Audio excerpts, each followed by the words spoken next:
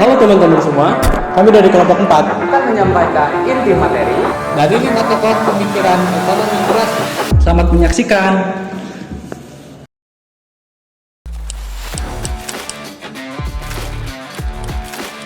Sebagai seorang pendukung kebebasan ilmiah, Smith percaya pada pemerintahan yang hemat namun kuat. Dalam masalah kebijakan fiskal, Smith mendukung adanya anggaran berimbang dan menentang adanya utang publik yang besar. Selain beberapa hal tersebut, setelah Smith mengecam adanya sistem pajak yang ruwet dan tidak adil, dia menganjurkan adanya pemotongan pajak luar negeri.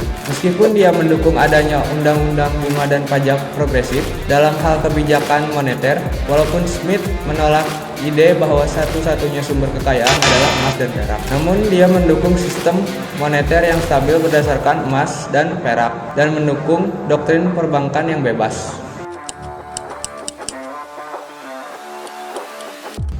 Tokoh selanjutnya adalah Jean Baptiste, berhasil membuat penemuan penting, yaitu produksi adalah penyebab konsumsi, atau dengan kata lain, output yang meningkat akan memperbesar pengeluaran konsumen. Secara ringkas, menurut hukum Say dapat disimpulkan sebagai berikut. Yang pertama, sebuah negara tidak dapat memiliki terlalu banyak kapital atau modal. Yang kedua, investasi adalah bagian terpenting untuk pertumbuhan ekonomi. Yang ketiga, konsumsi bukan hanya tidak menambah kekayaan, tetapi juga menghambat penambahan kekayaan. Yang keempat, permintaan disebabkan karena adanya produksi. Yang kelima, kekurangan permintaan atau overproduksi bukan penyebab gangguan perekonomian. Karena gangguan perekonomian ada dikarenakan barang tidak diproduksi dalam proporsi yang tepat.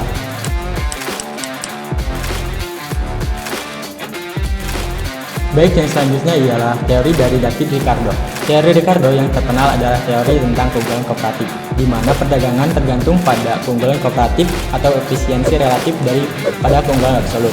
Ricardo menganggap bahwa negara akan cenderung menjual barangnya yang relatif lebih efisien dalam produksinya, sehingga melalui spesialisasi setiap negara akan memperoleh keuntungan dari perdagangan luar negeri. David Ricardo juga memperkenalkan teori nilai kerja. Teori ini ia jelaskan bahwa nilai tukar suatu barang ditentukan oleh ongkos yang perlu dikeluarkan untuk menghasilkan barang tersebut. Ricardo menganggap bahwa biaya untuk bahan mentah dan upah buruh yang besarnya hanya cukup untuk bertahan hidup bagi buruh yang bersangkutan. Ricardo lebih menekankan pada maksimalisasi hasil produksi dan minimalisasi ongkos produksi dengan memberikan upah minimum bagi buruh. David Ricardo memberikan penekanan terhadap sektor ekonomi, menyebabkan pemikirannya sejalan dengan pemikiran ekonomi lainnya, seperti Adam Smith dan Karl Marx. David Ricardo menunjukkan premis dasar mereka yang menyatakan bahwa tenaga kerja itu merupakan sumber seluruh kekayaan. Selanjutnya, Thomas Robert Malthus.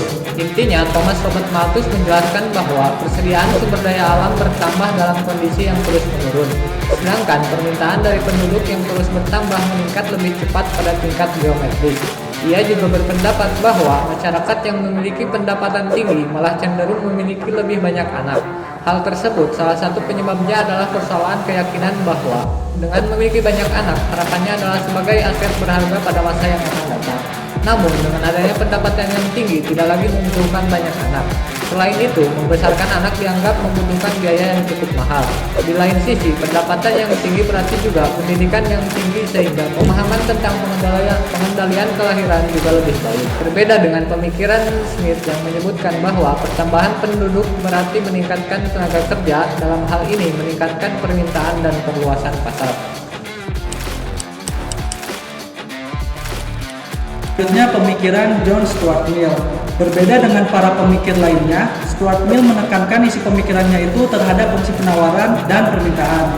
Stuart Mill menjelaskan bahwa penawaran itu selalu identik dengan permintaan, dan dia menerapkan pola pikir yang baru bahwa produksi tidak harus ditentukan dengan permintaan pasar saja, sehingga tidak ada istilah overproduksi yang selama ini dikenal oleh kebanyakan orang. Pemikiran Stuart Mill lainnya, yaitu kemakmuran ekonomi tidak ditentukan oleh permintaan konsumen, serta produksi menurutnya merupakan sebuah basis yang memungkinkan terjadinya kerjasama di antara pengusaha. Baik, terima kasih kepada teman-teman yang udah nonton video kami. Semoga bisa bermanfaat dan menambah wawasan teman-teman sekalian. Dan Kenapa? Thomas Untung memperoleh